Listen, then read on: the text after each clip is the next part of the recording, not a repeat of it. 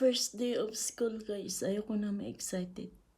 Kasi, yung amo mo first day of school, nag-wrestling sa harap ng mga bata. Parang mga tanga. Kaya ayoko talaga mag-asawa, guys. Alam mo yung nag-away yung amo mo sa harap ng mga bata, kawawa yung mga bata. So late na yung pumasok yung mga bata. Hindi ko alam. Yung problema dito yung babae. So marites for today's video.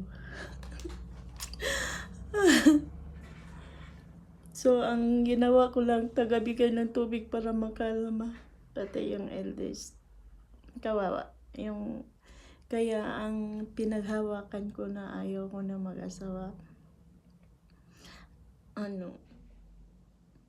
Dahil yung mag-away na sa harap ng mga bata. Ayoko talaga.